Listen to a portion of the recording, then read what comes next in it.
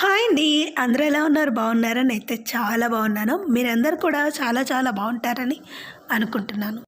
ఈ వీక్‌లో నేను లాంగ్ వీడియోస్ పెట్టక చాలా రోజులైంది కదండీ! ఎందుకు అంటే నాన్ స్టాప్ పెళ్ళిళ్ళనమాట. సో, కొన్ని వెళ్ళాను, కొన్ని వెళ్ళలేదు, కొన్ని వెళ్ళకపోయినా సరే ఎడిటింగ్‌కి ఇంకా మిగతా దానికే టైం తీసుకున్నాననిపించింది. సో, కొంచెం లేట్ అయిందనమాట మన వీడియోస్ రావడానికి.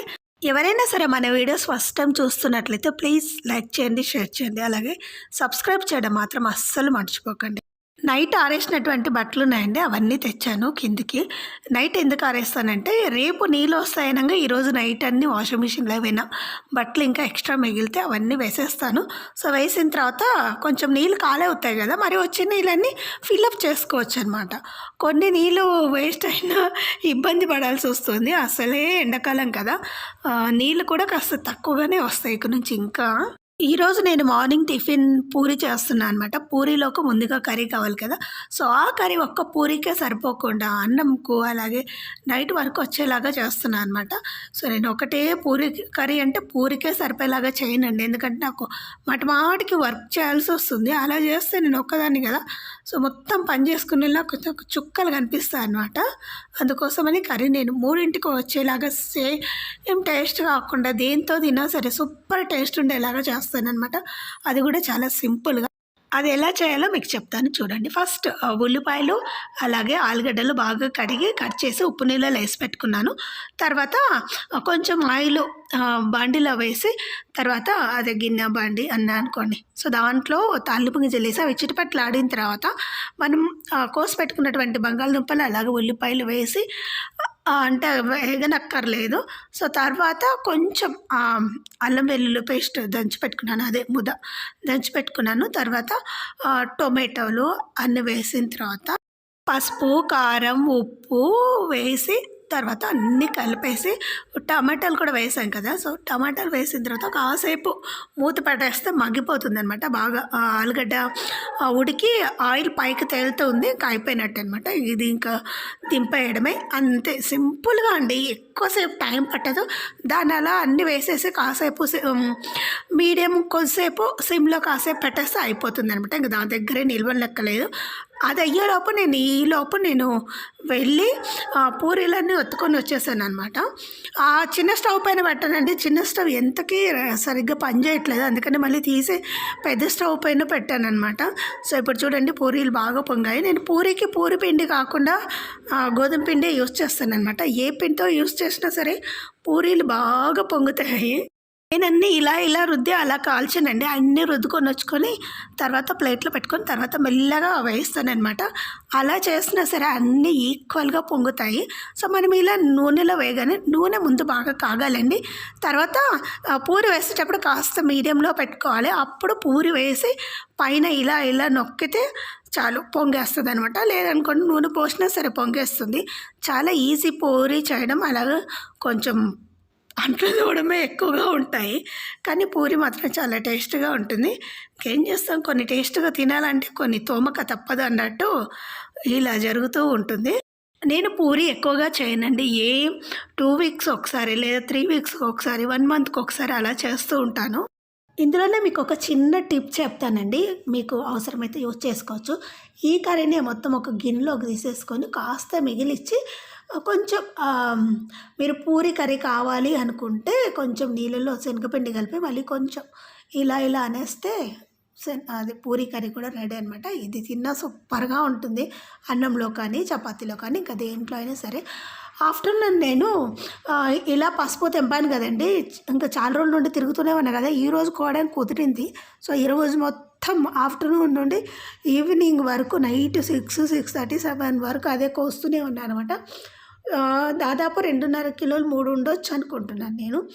అవి కూడా మొత్తం వేర్లే ఉన్నాయి కదా! వేర్లు కోస్తూ అక్కడక్కడ చెక్కు తీస్తూ, కొన్ని చెక్కు తీయనక్కర్లేదు కడిగేసాను కదా! మట్టి కూడా ఏమి ఉండదండి. సో, అక్కడక్కడ వేర్లు ఉంటాయి కాబట్టి అవి కోసి అవన్నీ చేసేసరికి నాకు చాలా టైం పట్టిందనమాట. ఇంతకుముందైతే నేను దాదాపు 2, 3 వారాలు కోసి పెట్టాల్సొచ్చింది.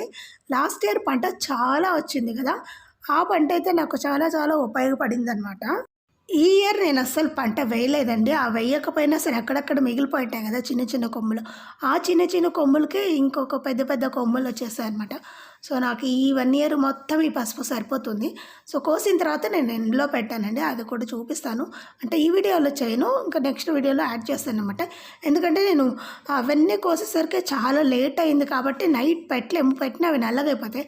బాగా ఎండలో పెడితేనే త్వరగా ఆరిపోయి కలర్ బాగుంటుందనమాట. సో, ఒకవేళ నల్లగా అయినా సరే మనం జిన్నుకు పట్టిస్తే అది బాగా యెల్లో కలర్‌గానే ఉంటుంది. పెద్దగా ఏం కలర్ డిఫరెన్స్ ఏమి ఉండదు. మనకు అలా కోసినప్పుడు నల్లగా అనిపిస్తుంది అంతే.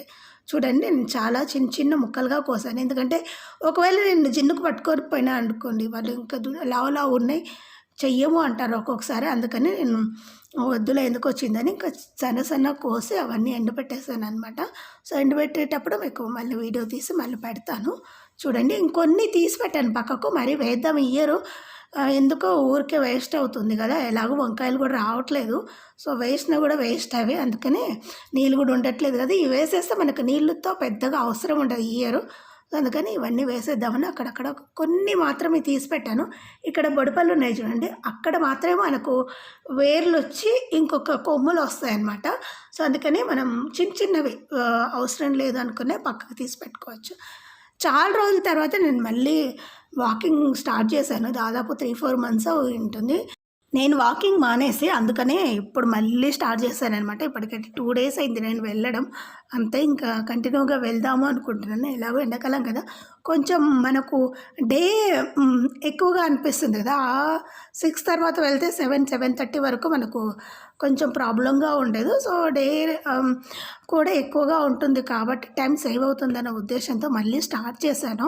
నేను వెయిట్ బాగా పెరగానే అనిపించింది నాకే. అందుకని వెళ్దాము ఇంకేం చేద్దాము. ఎప్పుడు చూడు మార్నింగ్ లేచినప్పటి నుండి నైట్ వరకు పనే ఉంటుంది.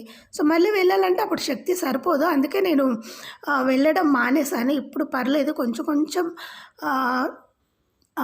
పని ఉన్నా సరే అది పక్కన పెట్టేసి వెళ్తున్నాను. ఎందుకంటే మరి ఇంకా లావు అవుతే కొంచెం తగ్గడం కష్టమేమో అనిపించింది.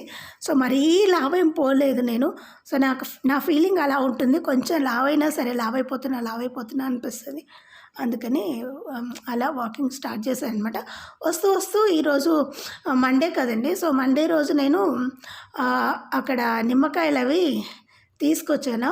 ఈరోజు సంత అనమాట మా కాలనీలో. సో, వచ్చేటప్పుడు ఇక్కడ చిన్న చిన్న రెడ్ కలర్ స్టిక్కర్లు కూడా తెచ్చాను. ఈ డబ్బు వచ్చేసి ₹10 అప్పుడైతే ₹5కే వచ్చేది.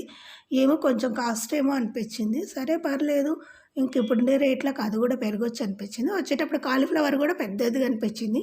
₹50 చెప్పారు. ఇంకా ₹4కు బేరం చేశాను. టమాటాలైతే ఇంకా ఇదే లాస్ట్ వస్తాయేమో అనిపించింది. సో, ఒక చోటేమో ₹20 చెప్పారు. ఇంకొక చోటేమో ₹10 చెప్పారనమాట. ₹20 చెప్పినవి బాగా లావుగానే ఉన్నాయి. కాకపోతే అక్కడక్కడ మెత్తగా అనిపించాయి. సో, అవి తెచ్చినా నేను పచ్చడి పెడితే అవి ఎక్కువ రోజులు ఉండవండి నిల్వ. సో, నిల్వ పచ్చడి పెట్టాలంటే కాయ రెడ్‌గా ఉండాలి. సో, గట్టిగా ఉండాలి. ఏమాత్రం నీళ్ళుగా ఉన్నా ఆ పచ్చడి అస్సలు పనికిరాదు. సో, అందుకే అవి తీసుకురాలేదు. ఈ పచ్చడి నేను రేపు అప్లోడ్ చేస్తానండి వీడియో. అప్పటి వరకు వెయిట్ చేయండి. రేపు చేస్తాను. ఇంకా చేయలేదు. ఇంటికొచ్చాక కాసేపు రెస్ట్ తీసుకొని ఇంకా నైట్ టిఫిన్ ప్రిపేర్ చేయాలి కదా! సో, దానికోసం మళ్ళీ నైట్ ఏమైనా చేద్దామంటే నా దగ్గర ఏం లేవండి. సో, మొత్తం ఖాళీ అనమాట సరుకులని. సో, ఖాళీ అయినప్పుడు ఏం చేస్తానంటే ఇలా బియ్యపిండి మాత్రమే ఉంది. ఆ బియ్యపిండితో ఏం చేయాలని గుర్తొచ్చి సో, ఇంట్లో క్యారెట్ ఉంది. క్యారెట్ తురిమి అలాగే కొంచెం చిన్నగా ఉల్లిపాయలు కట్ చేసి 2 పచ్చిమిరపకాయలు అవి కూడా చిన్నగా కట్ చేసి పెట్టేసి అలా బియ్యపిండిలో వేసి కాస్త వాము కూడా వేసి తర్వాత ఉప్పేసి ఇలా కలిపి కాసేపు ఒక మినిమమ్ హాఫ్ అన్ అవర్ అలా పెట్టింటాను. మీరైతే 10 నిమిషాలు పెట్టినా సరిపోతుంది. నేనేమో కాస్త ముందుగానే నానబెట్టి పెట్టుకున్నాను కదా! సో, ఇప్పుడైతే వేసేస్తున్నాను. పెనం పైన కాస్త నూనె పోయాలి. ఎందుకంటే ఇది నాన్ స్టిక్ కాదు కదా! వేసిన వెంటనే అతుక్కుంటాయి కాబట్టి నూనె పోసి కాస్త చిన్నగా దోసలు వేసి అవి కూడా బాగా స్ప్రెడ్ చేసి తర్వాత పక్కకు పెడతాను. ఫస్ట్ అవి దేవుడికి కదా! సో, అవి దేవుడికి తీసిన తర్వాత ఫైనల్‌గా నేనిప్పుడు ఇలా ఊతప్పం వేస్తున్నాను. ఇది దోస అండి. కాకపోతే కాస్త మందంగా వేస్తే ఊతప్పం అవుతుంది. పల్చగా వేస్తే దోస అవుతుంది. అది మీకు నచ్చినట్టు వేసుకోండి. కాకపోతే ఇది మందంగానే వేయాలి. పల్చగా వేస్తే అస్సలు రాదు. ఎందుకంటే ఇది బియ్యపిండి కదా! సో, దోస పిండిలో అయితే ఎంత పల్చగానే వస్తుంది. మీరు కావాలంటే కొంచెం గోధుమ పిండి యాడ్ చేసుకుంటే ఇంకొంచెం పల్చగా వస్తాయన్నమాట. నేనైతే ఏం యాడ్ చేయలేదు. నా దగ్గర గోధుమ పిండి కూడా లేదనమాట ఈరోజు. సో వేడి వేడిగా ఊతప్పం ఆర్ దోశ రెడీ అండి. అంతే అండి. నెక్స్ట్ వీడియోలో కలుసుకుందాం. బాయ్.